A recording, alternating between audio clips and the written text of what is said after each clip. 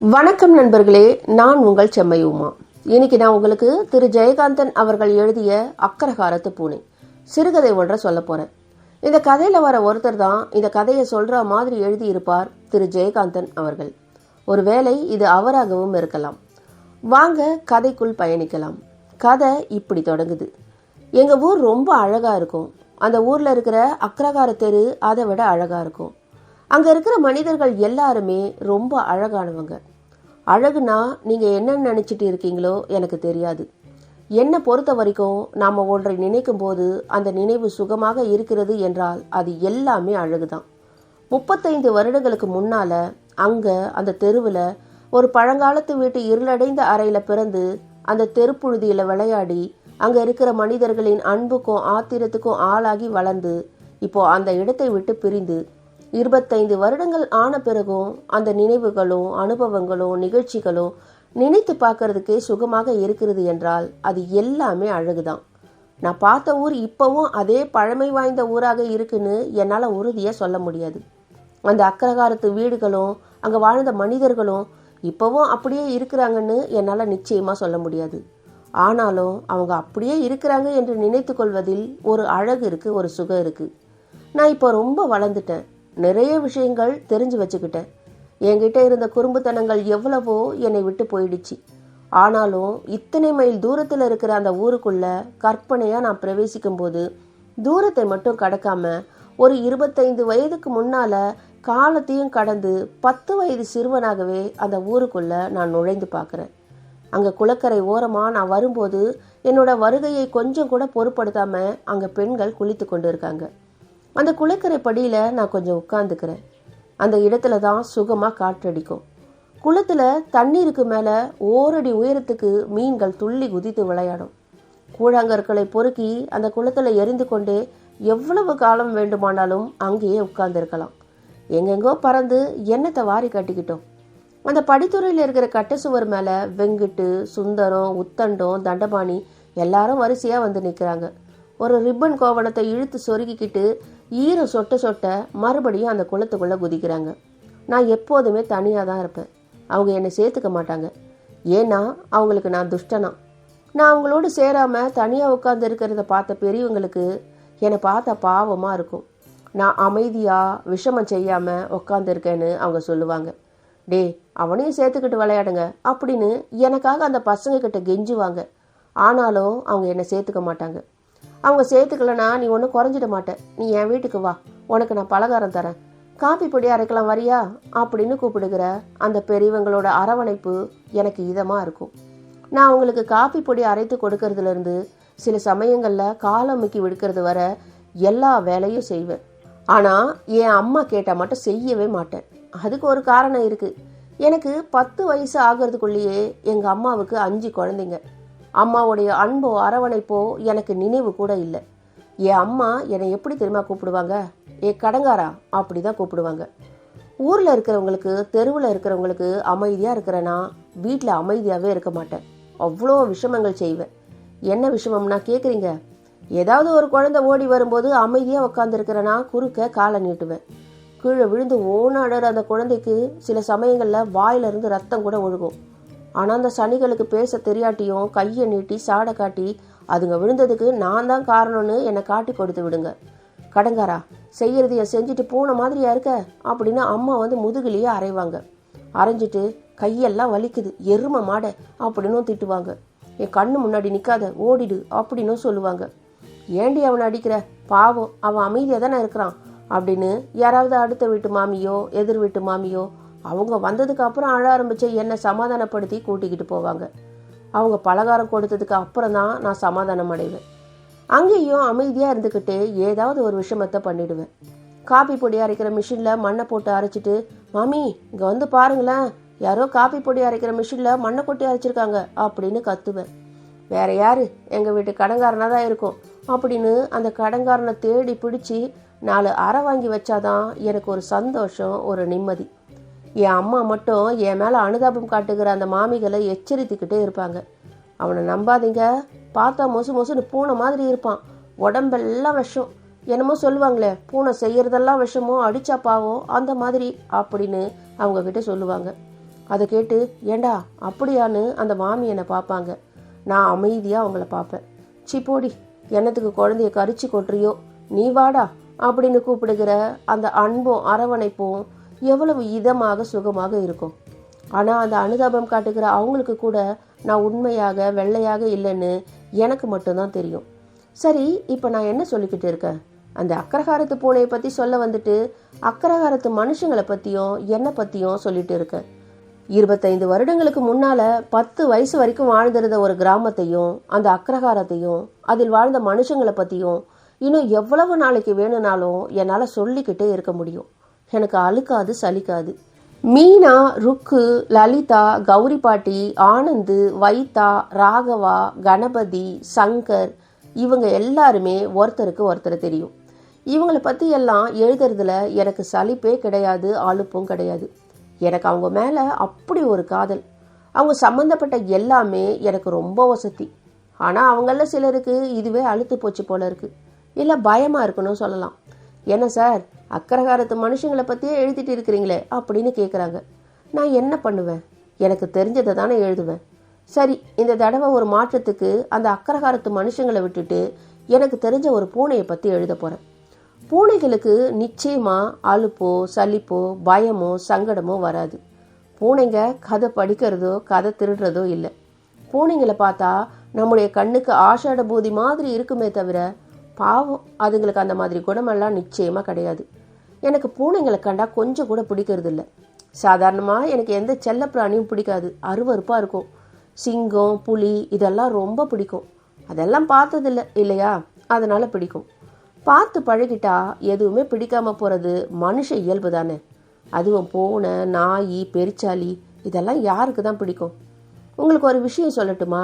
அப்போல்லாம் எனக்கு பொழுதுபோக்கே கொலை பண்ணுறது தான். என்ன பயந்துட்டீங்களா? முழுசாக கேளுங்க. அமைதியாக உக்காந்துக்கிட்டு ஒரு கட்டெரும்பை பிடிச்சி 2 காலை பிடுங்கிட்டு அது ஆடுற நடனத்தை ரசிக்கிறது. குச்சியால் அது நடுமுதுகில் அழுத்தி குத்தி அதை 2ஆக்கி அந்த 2 துண்டும் எப்படி துடிக்குதுன்னு ஆராயிறது. பள்ளி அடித்து வால் துடிக்கிறத பார்க்கறது. தும்பியை பிடிச்சி வாலில் நூல் கட்டி சங்கீதம் பாட வைக்கிறது. மரவட்டை, வளையல் பூச்சி, ஓனா இதுங்களுக்கெல்லாம் அந்த காலத்தில் நான் ஒரு யமன்னு தான் சொல்லணும். எங்கள் தெருவில் போகிற எந்த நாயும் என்னை பார்த்துட்டா அதுக்கப்புறம் தைரியமாக முன்னேறி வராது, அப்படியே வாபஸ் தான். அன்றைக்கி அப்படி தான் ஜெயா மாமி வீட்டு திண்ணையில் நான் பாட்டுக்கு அமைதியாக உட்காந்துட்டு இருக்கேன். பக்கத்தில் ஒரு குவியல் கருங்கல் நானே செலக்ட் பண்ணி பொறுக்கி சேர்த்து வச்சது. அதோ தூரத்தில் ஒரு நாய் வருது. இதுக்கு முன்னையே ஒரு தடவை அதை 3 காலில் ஓட வச்சுருக்கேன். உடனே நான் தூணில் மறைஞ்சிக்கிறேன். அடிக்கிறவனுக்கு இவ்வளோ உஷார் உணர்ச்சி இருந்தால் அடிபடுறதுக்கு இருக்காதா? 2 காதையும் குத்திக்கிட்டு நிமித்திக்கிட்டு சட்டுன்னு என்னை பார்த்துடுச்சு. டே அடிப்பியா, நான் பாட்டுக்கு போயிடுறேனே அப்படின்றது போல ஒரு பார்வை. நான் உடனே அதை பார்க்காத மாதிரி முகத்தை திருப்பிக்கிறேன். அதுக்கு கொஞ்சம் தைரியம் வந்துடுச்சு. அந்த எதிர் வீட்டு வரிசை வரமா 2 பின்னங்காலுக்கும் நடுவில் வாழை குழைச்சிக்கிட்டு என் மேலே வெச்ச கண்ணை எடுக்காமலேயே நகர்ந்து வருது. எனக்கு நேரம் வந்துடுச்சு. அந்த வேகமெல்லாம் இப்போ வராது. குறி வைத்து ஒரே அடி. தெருவியே கூட்டுற மாதிரி கத்திக்கிட்டு என்ன ஒரு ஓட்டம். தலையில் குறி வச்சாதான் காலில் படும். பட்டுடுச்சு. நான் அமைதியாக உக்காந்துட்டு இருந்தேன். ஆனால் சத்தம் கேட்ட ஜெயாமாமி உள்ளே இருந்து வராங்க. சடக்குன்னு திண்ணையில் இருந்த கல்லையெல்லாம் கீழே தள்ளி விட்டுட்டேன். ஏண்டா நாயை யார் அடிச்சது அப்படின்னு கேட்டாங்க. உடனே ஐயோ நான் இல்லை மாமி அப்படின்னு சொன்னேன். யாரையாவது கூப்பிடு, சமையல் கட்டில் ஒரு பெருச்சாலி வெளியே போக முடியாமல் நிற்குது, யாரையாவது கூப்பிடுறா அப்படின்னு சொல்கிறாங்க. அவ்வளோதான். ஒரு விறகு கட்டியை தூக்கிக்கிட்டு நான் அவங்களுக்கு முன்னாடி போகிறேன். மாமி கத்துறாங்க, வேண்டாம்டா வேற யாரையாவது கூப்பிடு, அது உன் மேலே பாஞ்சிடும் அப்படின்னு சொல்கிறாங்க. சமையல் கட்டு உள்மூலையில் அதை நான் கார்னர் பண்ணிட்டேன். பெருச்சாலி தலையை தூக்கி என்னை பார்த்து சீறிக்கிட்டு நிற்குது. தலையை குறி பார்த்து நச்சுன்னு ஒரு அடி. சனியை என்னவோ தன்னையே பிரதட்சணம் பண்ணுற மாதிரி அந்த இடம் பூரா ரத்தம் கக்கி செத்து போயிடுச்சு. ஜெயமாமி பயந்துட்டாங்க. நானும் பயந்த மாதிரி மாமின்னு கத்துனேன். ஜெயமாமி ஓடி வந்து என்னை அணைச்சிக்கிட்டு, இந்த வேலையெல்லாம் உனக்கு வேண்டான்னு சொன்னனா இல்லையா, இதை பார்க்காத, வா வேலைக்காரங்க வந்தால் கழுவி விட சொல்லலாம் அப்படின்னு எனக்கு ஆதரவாக என்கிட்ட பேசினாங்க. அந்த பெருச்சாலி மட்டும் என்னை பார்த்து சீராமல் இருந்திருந்தா எனக்கு அவ்வளோ கோபம் வந்திருக்காது. அது மட்டும் என்னை பார்த்து சீறிட்டு தப்பிச்சும் போயிருந்தா அன்னைக்கு முழுசும் நான் உட்காந்து அழுதுருப்பேன். கொலை செய்யறதை தவிர இன்னொரு பொழுதுபோக்கும் எனக்கு இருக்குது. அது என்னன்னா, கொலை பண்ணுறதையும் கூறு போட்டு வைக்கிறதையும் வேடிக்கை பார்க்கறது. அந்த அக்ரஹாரத்து கடைசியில் ஒரு திடல் இருக்குது. அந்த திடலில் இருக்கிறவங்க ஆடு மாடு கோழி எல்லாம் வச்சுருப்பாங்க.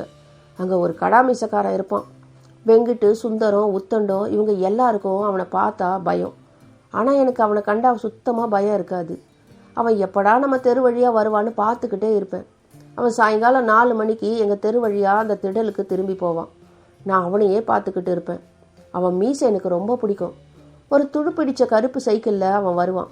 அந்த சைக்கிளில் அவனை பார்த்தா ஆடு மேலே ஒரு ஆள் உட்காந்து சவாரி பண்ணுறா போல இருக்கும். சைக்கிள் ஹேண்ட்பேரில் ஒரு காக்கி பை இருக்கும். அதில் ரத்த கரையாக இருக்கும். அதில் உள்ளே இருக்கிற கத்தியோட பிடி மட்டும் தெரியும். நான் பெரியவனாக ஆனதுக்கப்புறம் அவனை மாதிரியே மீசை வச்சுக்குவேன். இன்னும் பெரிய கத்தியாக வச்சுப்பேன். யாராச்சும் என்கிட்ட சண்டைக்கு வந்தா வெட்டிடுவேன் வெட்டி. மறுபடியும் பாருங்களேன், நான் என்ன சொல்லிக்கிட்டு இருக்கேன். அக்கரகாரத்து பூனையை பற்றி சொல்ல வந்துட்டு என்னென்னவோ சொல்லிக்கிட்டு இருக்கேன். பரவாயில்ல, பூனையை பற்றி சொல்ல வேண்டிய இடம் வந்தாச்சு, இப்போ சொல்கிறேன். எங்கள் அக்கரகாரத்தில் ஒரு பூனை இருக்குது. பூனைனா ஒரு சின்ன புலி மாதிரி இருக்கும். உடம்பெல்லாம் வரி வரியாக இருக்கும். இந்த சனியனுக்கு அக்கரகாரத்தில் என்ன இருக்கோ தெரியல. மாமிசம் கிடைக்கிற இடத்தையெல்லாம் விட்டுட்டு இந்த அக்கரகாரத்தில் எதுக்கு இருக்கோ தெரியல. அதனால இந்த அக்கரகாரத்து பூனை கம்பல்சரியாக சைவ பூனையாக மாறிடுச்சு. எனக்கும் அதுக்கும் ஒரு ஒத்துமை இருக்குது. நானும் அமைதியாக இருப்பேன், அதுவும் அமைதியாக இருக்கும். நானும் விஷமம் பண்ணுவேன், அதுவும் விஷமம் பண்ணும். நானும் எல்லார் வீட்லேயும் போய் விஷமம் பண்ணுவேன், அதுவும் எல்லார் வீட்லேயும் போய் சேட்டை பண்ணும். ஒரு நாள் ஜெயமாமி ஓன்னு அலறிக்கிட்டு அந்த பூனையை சபிச்சாங்க. இந்த கட்டையில் போகிற பூனை ஒரு படி பாலையும் சாட்சி கொட்டிடுச்சு. அந்த பெருச்சாலையை அடித்த மாதிரி இது யாராவது அடித்து கொன்னா கூட தேவையில்லை அப்படின்னு சொல்லிட்டு இருந்தாங்க. அப்போது ஊஞ்சலில் படுத்துக்கிட்டு விசிறிக்கிட்டு இருந்த மாமா சொல்கிறாரு, வாயை கழுவு, பாவம், பூனையை கொல்றது பெரிய பாவம் அப்படின்னு. நான் அமைதியாக நின்று அதை கேட்டுக்கிட்டு இருந்தேன். பெருச்சாலை அடித்த மாதிரி பூனையை அடிக்க முடியாதுன்னு எனக்கு தெரியும். பெருச்சாலி சீரும், ஆனால் பூனை மேலே பாஞ்சு கொதறிடும். பூனை முதல்ல பயப்படும், கத்தும், ஓட பார்க்கும். வேற வழி இல்லைன்னா ஸ்ட்ரெயிட்டாக நம்ம மேலே அட்டாக்கு தான் பண்ணும்.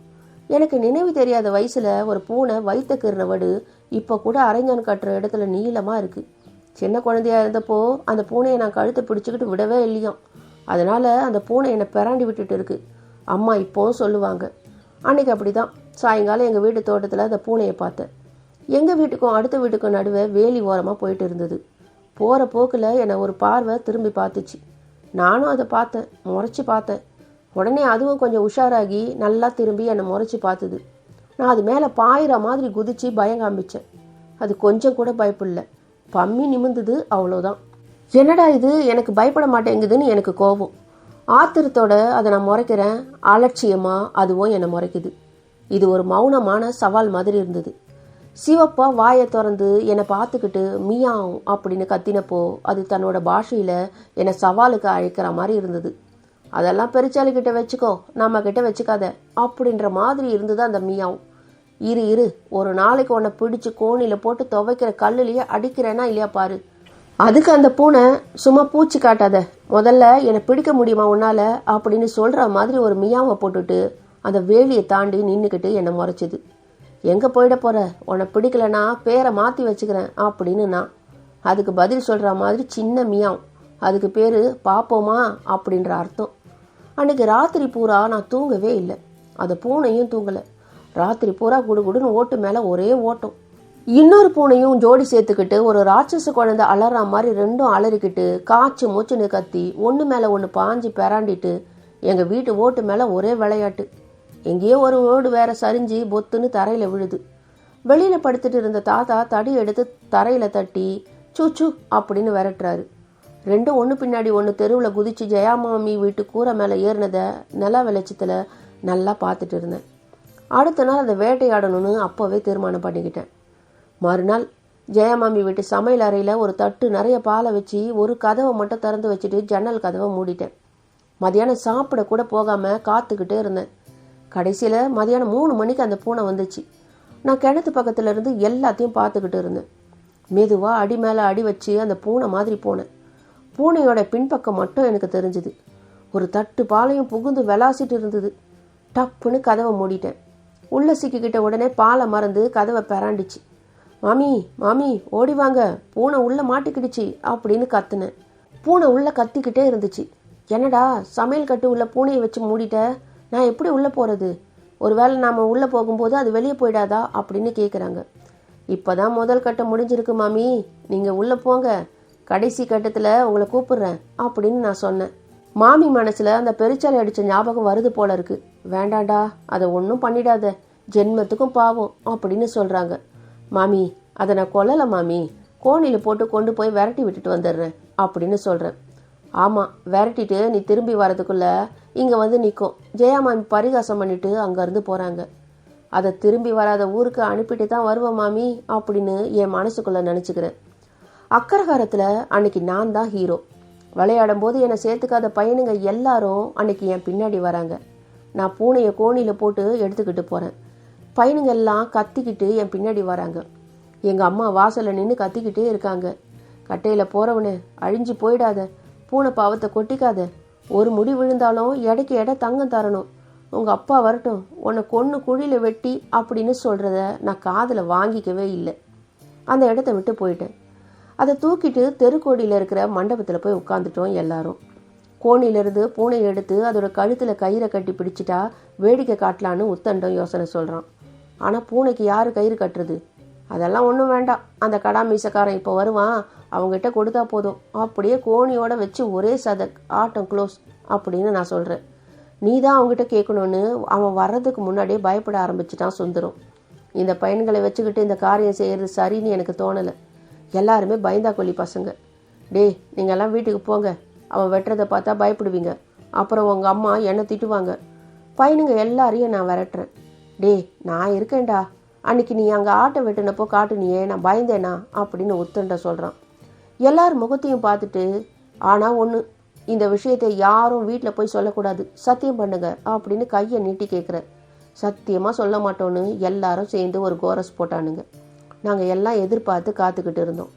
கடைசியில் சாயங்காலம் 4 மணிக்கு ஆட்டு மேலே உட்காந்து ஆள் சவாரி பண்ணுற மாதிரி தெருக்கோடியில் அவன் வரது தெரிஞ்சுது. பையனுங்க எல்லாம் மண்டபத்தில் ஆளுக்கு ஒரு தூண் பின்னால் ஒளிஞ்சிக்கிட்டானுங்க. நாங்கள் எல்லாம் இங்கேயே இருக்கோம், நீ போய் கேளுடான்னு என்னை தள்ளி விட்டுட்டானுங்க. எனக்கு என்ன பயம், கடா மீசக்காரன் கிட்டக்க வந்துட்டான். நான் ஒரு குட் மார்னிங் வச்சேன், அவனும் எனக்கு ஒரு சலாம் போட்டான். அவன் என் பக்கத்தில் வந்து 2 காலையும் தரையில் ஊனிக்கிட்டு சைக்கிளில் இருந்து எழுந்துக்காமலே நிற்கிறான். அம்மாடி, அவன் எவ்வளோ உயரம். நான் அவனை அண்ணாந்து பார்த்து ஒரு சின்ன உதவின்னு சொன்னேன். அது என்ன கோணிலன்னு கேட்குறான். அவன் குரல் கிருஷ்ணலீலாவில் வர கம்சன் குரல் மாதிரி இருந்தது. பூனை ரொம்ப லூட்டி அடிக்குது, அதுக்காக அதை கொன்னுடுறதுக்காக பிடிச்சிட்டு வந்திருக்கேன். நீயா பிடிச்ச? நான் பெருமையாக தலையாட்டுறேன். அவன் மண்டபத்தில் ஒளிஞ்சிருக்கிற பையன்களை எல்லாம் ஒரு தரம் பார்க்குறான், என்னையும் பார்க்குறான். நான் அந்த காக்கி பைக்குள்ளே இருக்கிற கத்தியோட பிடியை பார்க்குறேன். வெட்டுறதுக்கு கத்தி வேணுமா அப்படின்னு அவன் கேட்குறான். நீங்கள் தான் ஆடெல்லாம் வெட்டுவீங்க, அதனால் நீங்கள் தான் இதை வெட்டணும் அப்படின்னு நான் சொல்கிறேன். யோசிச்சுக்கிட்டு அந்த கத்தியை எடுக்கிறான். அந்த பெரிய கத்தியோட விளிம்பில் கட்டை விரலை வச்சு தேய்ச்சி கூறு பார்த்துக்கிட்டு அவன் சொல்கிறான், பூனையை இது வரைக்கும் நான் வெட்டினதே இல்லை, ஏன்னா நாங்கள் பூனையை சாப்பிட்றதே இல்லை, நான் வெட்டித்தரேன், நீ சாப்பிடுவியா அப்படின்னு கேட்டான். எனக்கு வாந்தி வர மாதிரி கொமட்டிக்கிட்டு வந்தது. வெட்டி குழியில் புதைக்கலாம் அப்படின்னு நான் சொல்ல, இல்லை தம்பி, அப்போ தான் பாவம் இல்லை, நான் எதுக்கு ஆட்டை வெட்டுறேன், எல்லாரும் அதை தின்றாங்க அதனால் வெட்டுறேன், அவங்க சாப்பிடலைன்னா நான் வெட்டவும் மாட்டேன். நான் ஆடு வெட்டுறப்போ நீ பார்த்துருக்கியா அப்படின்னு அவன் கேட்டான். பார்த்துருக்கேன், நீங்கள் ஏதோ மந்திரம் சொல்லி வெட்டுவீங்க, அதே மாதிரி சொல்லி இதை வெட்டுங்க, அப்போ தான் பாவம் இல்லை அப்படின்னு அவனுக்கு நான் சொல்கிறேன். மந்திரத்தை சொல்கிறது அதுக்கு இல்லை, ஒரு தொழிலை ஆரம்பிக்கிறப்போ ஆண்டவனை தொழுவது இல்லையா, அதுதான். வெட்டுறது விளையாட்டு இல்லை, அதுதான் என் குடும்பத்துக்கு கஞ்சி ஊற்றுது. அதுக்காக உங்ககிட்ட நான் காசு கேட்கல, நான் வெட்டுறேன், யாராவது சாப்பிட்டா சரி, எதையும் வீணாக்கக்கூடாது, வீணாக்கினா அது பாவம், என்ன சொல்கிற அப்படின்னு கேட்குறான். இன்னைக்கு மட்டும் ஒரே ஒரு தடவை விளையாட்டுக்காக இந்த பூனையை வெட்டுங்களேன் அப்படின்னு நான் அவங்ககிட்ட கெஞ்சி பார்த்தேன். அவன் லேசாக சிரித்து என்னோட மோவாயை கையில் ஏந்திக்கிட்டே சொல்கிறான். அவன் விரலெல்லாம் பிசு பிசுன்னு இருந்தது. விளையாட்டுக்கு கொலை பண்ண சொல்கிறியா? விளையாட்டுக்கு வெட்ட ஆரம்பித்தா கத்தி பூனையோடு நிற்காது. நான் உன்னை கேட்குறேன், விளையாட்டுக்கு உன்னை வெட்டினா என்ன அப்படின்னு கேட்டதும் எனக்கு உடலெல்லாம் வெடக்குது. அந்த பூனை சேட்டை பண்ணுது அப்படின்னு நான் சொல்கிறேன்.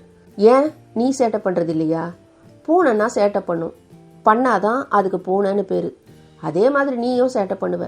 சின்ன பிள்ளைங்கன்னா சேட்டை பண்ண தான் செய்வாங்க, பூனையும் சேட்டை பண்ணட்டுமே, வீட்டில் அடுப்பங்கரையை பூட்டி வைக்க சொல்லு அப்படின்னு சொல்லிட்டு அந்த கோணிப்பையை பிரித்து உதறியதும் திரும்பி பார்க்காம ஓடிடுச்சு அந்த பூனை. பையனுங்கள்லாம் சிரித்தாங்க, அந்த மீசக்காரனும் சிரித்தான், நானும் சிரித்தேன். அன்றைக்கி ராத்திரியெல்லாம் நான் அழுதுகிட்டே இருந்தேன். பூனை தப்பிச்சு போயிடுச்சேன், அதுக்காக இல்லை. நான் விளையாட்டாக கொலை செஞ்ச வளையல் பூச்சி, மரவட்டை, தும்பி, ஓணம், பெருச்சாலி, பாவம் அந்த நாய் எல்லாத்தையும் நினச்சிக்கிட்டு அழுதுகிட்டே இருந்தேன். நான் இப்போது அந்த அக்ரஹாரத்தில் இல்லை. ஆனால் இப்போவும் அந்த அக்ரஹாரத்தில் அதே மாதிரி ஒரு பூனை இருக்கும் இல்லையா? முற்றும். இந்த கதை எழுதப்பட்ட காலம் 1968. கதை செம்மையாக இருந்துச்சுல்ல? இது மாதிரி நிறைய கதை உங்களுக்கு வேணும்னா நம்முடைய சேனலை மறக்காமல் சப்ஸ்கிரைப் பண்ணி வச்சுக்கோங்க. உங்களுக்கு இந்த கதை பிடிச்சிருந்தா லைக் பண்ணுங்கள். ஏதாவது ஒரு விதத்தில் உங்களுடைய இதயத்தை இந்த கதை தொட்டு இருந்தால் உங்களுக்கு பிடித்த நண்பர்களுக்கு இதை ஷேர் பண்ணுங்கள். மறக்காமல் கமெண்ட் பண்ணுங்கள். உங்கள் விமர்சனத்துக்காக நான் காத்துக்கிட்டு இருக்கேன். நன்றி.